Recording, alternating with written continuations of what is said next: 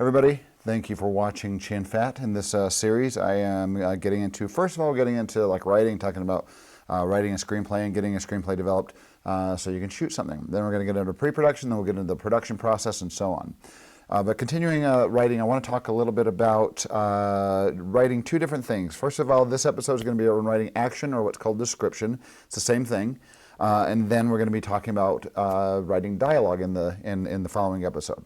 So this is an example from Raiders of the Lost Ark here, the screenplay written by Lawrence Kasdan, that you'll see action or description. We haven't hit any dialogue yet here in this scene, but right here you can see this is the description right here. They call that action or description. This is your scene heading right there. We've already talked about that in a previous episode, but then this is action or description. So that's what we're going to get into. It's basically writing what is being seen and heard, aside from dialogue. Dialogue is there, you're going to put it as a character name here, kind of in the middle, and then you'll have the dialogue underneath. We'll get into that. But right here, this is called action or description. Once again, describing what is seen and what is heard. So what I've got here is I've got some basic suggestions. These come from AFI. AFI has this on their website. They talk about the basics of writing action. I just wanted to give some general rules for that. So first of all, you see them all here. We're going to go through these one by one. Whenever you're doing screenwriting, it's a little bit different than writing a book. It can be somewhat similar as far as striking visuals go, but these are some general rules here, is you always write in the present. So here we have an example, two different examples. We have Bob entered the room, he sat down at a table and picked up the wallet, observing it closely.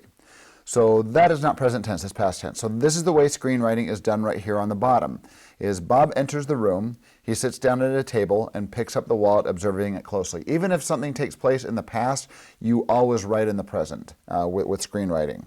Even if something takes place in the past, like you say you flashback in time and go back to the past, it's like we've been transported to that time and now you're speaking in the present. We are existing in that present time is in the past, essentially. So hopefully that makes sense.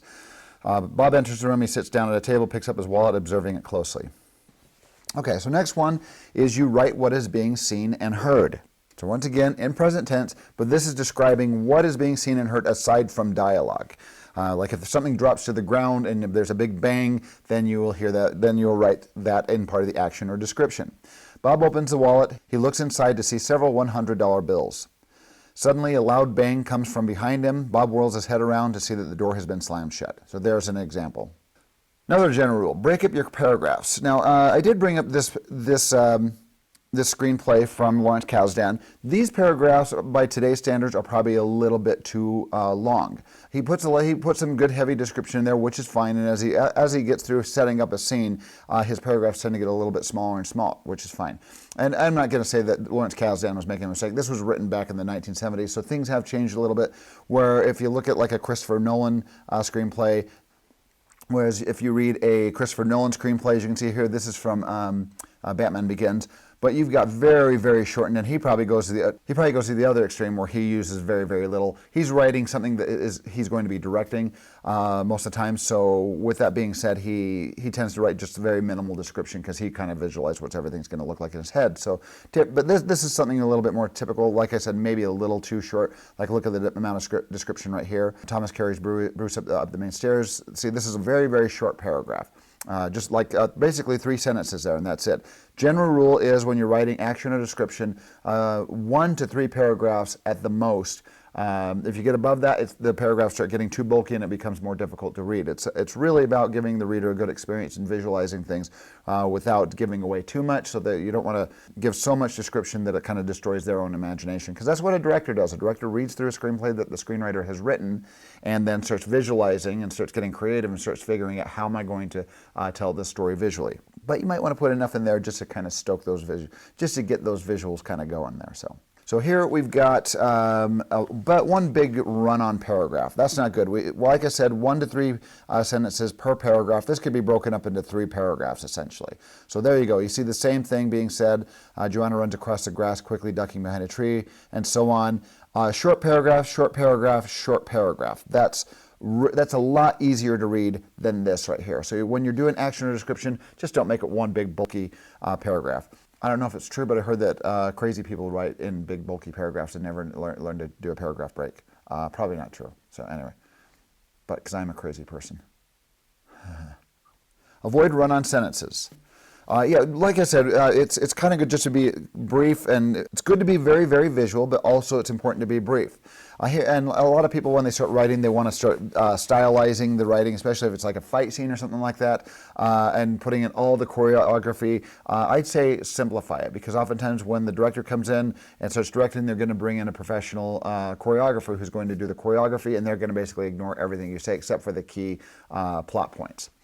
So here is an example of run-on sentences. Joanna runs across the grass and quickly ducking behind a tree. She leans out from behind the tree, spotting a policeman who is oblivious to her presence. Okay. Next one here. While Joanna continues to watch, the policeman pulls a cell phone from his pocket and dials in a number, and an expression of concern grows across her face as she hears the policeman mumble into the phone. Okay, that was a long run-on sentence there. Those were two long run-on sentences there. So break up, use periods is basically what we're saying. And you don't have to get so descriptive where you're trying to get all stylized, as well. So don't get too wordy, be brief. Here's two different examples. Joanna runs and kicks the policeman in the face. A line of saliva flies from his mouth and sprays across a tree. This is getting way too descriptive here. His face then falls into the tree, breaking his jaw. The policeman lets out a groan of pain, then slowly crumples to the ground, holding his jaw. Okay, this is like exhausting me reading all these kind of long, over-described scenes here. So here's a better example here. Joanna quickly approaches the policeman and strikes him directly in the jaw. The policeman drops to the ground. Basically the same thing being said there, but being a lot more brief. We just bring up those visuals, then the director can decide if they want to do all this slow motion stuff with the policeman smacking his face against a tree. You know, that's a stylistic choice from the director. Another suggestion, don't describe it. Now this is very, very important here. Don't describe feelings, only expressions. Because I bring up this little thing that I like to call, how do we know? It's almost like the what would Jesus do of the screenwriting community. WWJD for what would Jesus do would be, how do we know? HDWK, how do we know? Oftentimes if you describe a feeling of somebody, what they are thinking or what they are feeling inside, as a moviegoer, we're watching the screen and we have no idea what they're actually thinking unless you hear like a voiceover narrating their thoughts, which sometimes happens in a movie, which is fine. But most of the time, if somebody feels sad, you don't say somebody feels sad. What do? Well, you describe how they feel and what they are doing, then that implies that they are feeling sad. Like you could say, a tear rolls down Ted's cheek, and then that way we know he's sad. Or we might say, he looks out the window, staring at the trees with an expressionless face, and a tear rolls down his cheek. Then we start surmising, oh, is he feeling sad? It's the visuals that tell the story, not so once again, if you describe Ted feels sad, how do we know? Well, describe what he's doing, describe what he's saying, describe what he looks like, and that is describing expressions and actions rather than feelings. So here, bad version at the top here. Joanna looks at the policeman on the ground and thinks that she might have just made a mistake. How do we know? HDWK, how do we know? So here's a better example down here. Joanna looks at the policeman on the ground. We're describing expressions now. A concerned expression quickly spreads across her face, followed by a wide-eyed look of panic. So it's almost like she looks and thinks, oh crap, and then she goes like, oh crap. It's almost like a double take. It's like at first she gets concerned, and then all of a sudden a wide-eyed look of panic, and then she's like, I just made a mistake. But we don't hear her saying that. It's just that we're describing what we are seeing rather than describing what she is feeling or thinking. Very, very important. There's kind of a big rule of the screenwriting community here is avoid using we see, because basically everything that you write, everything that you are describing is what we are already seeing. So you do not need to say we see. That is redundant. So you just say, rather than Sam enters, we see that he's concealing something under his jacket. You could say Sam enters, concealing something under his jacket. That's a visual. We see him maybe with his hand in his pocket with his jacket kind of pulled like, oops, did I rub a mic? Yes, I did. But we can do this and see, we describe Sam doing this, and then we're like, oh, he's hiding something under his jacket. What could it be? So yeah, rather than say we see that he's concealing something, you just say Sam enters concealing something under his jacket. Avoid camera direction. Unless you are going to be directing your movie, usually screenwriters, general rule of screenwriting is don't use the camera description. Let the director of photography, let the director come up with those things later on, and you don't have to worry about it. So you just describe, once again, what we are seeing. So you say, so here's a bad example. We dolly in to see a close-up of Joanna's sad expression. The camera pans to reveal Bob as he enters the room. we see, and there's a bad version right there. See, the camera pans up to reveal Bob, and then we say, we see a close-up of a tear in his eye. So we're breaking 2 cardinal rules there. Shame on you. Shame on you. Don't do that. So here's a better way of doing it here. Depressed, Joanna sits in silence. Bob enters the room and notices her. A tear rolls down his cheek. That's it. Very simple. We describe the visuals, and then the director and director of photography will come in and say, a tear rolls down his cheek. What should I do to show that he is sad?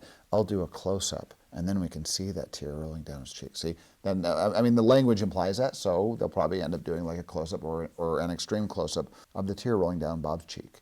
Avoid overuse of adjectives and adverbs. Adverb being defining how a verb is done. Like if you're walking up the stairs, you can say quietly. Usually it ends with an ly, but not necessarily. But yeah, she quietly walks upstairs. And think of, especially rather than using an adverb here, what you want to think of action-based language. You want to say, rather than she quietly walks upstairs, what is she doing to show that she's walking quietly up the stairs? Well, you could say she tiptoes up the stairs. That's action-based. That's also very visual-based. It's kind of describing how she's walking up the stairs. So, and this is getting a little bit nitpicky, but still, that is something that screenwriters try to do as they become more and more professional. They try to really kind of make their scripts very, very visual and very action-based. You need not describe things that might be stated in dialogue and vice versa. Like Bob and Carol gaze across a stretch of beautiful mountains. You don't need to have Bob say, look at the beautiful mountains, when they're right there in front of you and you're seeing the visuals that just they stand there in awe and look at the stretch of beautiful mountains. This is all you really have to say. So there's an example of that in Dante's Peak, where the crap's hitting the fan, everything's going south, the volcano is basically exploding and the city's all shaking, and earthquakes are happening inside the city and everybody's starting to panic.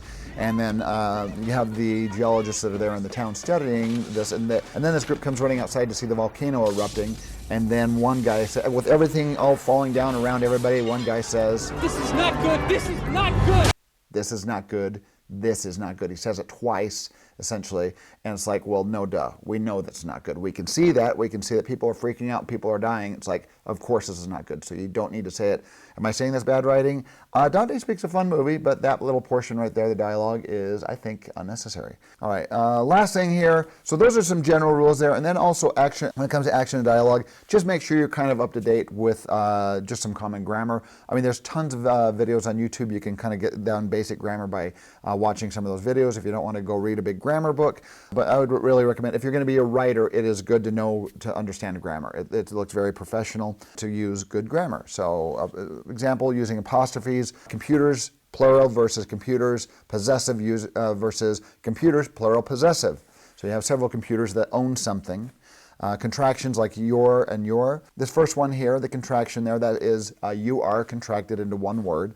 And then if you have your, this is possessive right there. So using just basically the right type of your. There, and there, homonyms sound very much the same, but there is possessive, and then they are is a contraction of they and are put together. Punctuation, using just the proper punctuation, question marks, exclamation points, commas, ellipses, periods, etc. And one suggestion, if you have a friend or family member that understands grammar, have them proofread your screenplay. Proofreading your screenplay, just reading through it and giving some suggestions, maybe taking a red marker and going through and making sure that everything looks good. All right, so kind of give a good example of action here is writer-director James Cameron in writing the movie Aliens. Okay, so with this scene here in Aliens where James Cameron is describing the ship that is wrecking after the lady is attacked by an alien on their ship. This is describing everybody from the ground watching as this ship that's supposed to come pick them up wrecks. They watch in dismay as the approaching ship dips and veers wildly. Its main engines roar full on, and the draft accelerates toward them even as it loses altitude. It skims the ground, clips a rock formation. The ship slews, side-slipping, it hits a ridge, tumbles, and bursting into flame, breaking up. It arcs into the air.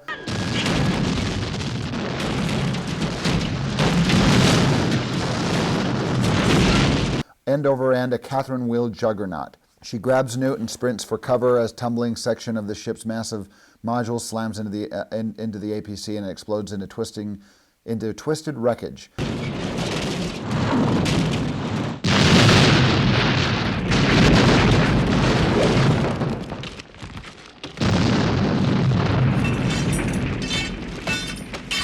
The drop ship skips again like a stone engulfed in flames and crashes into the station. So watching the scene, that is exactly the way he described it. I mean, he was directing this film, so he had it visioned in his head, but a very good description describing this ship wrecking, and then you watch the movie, and it's almost identical to what he describes here. So even the part where Ripley yells.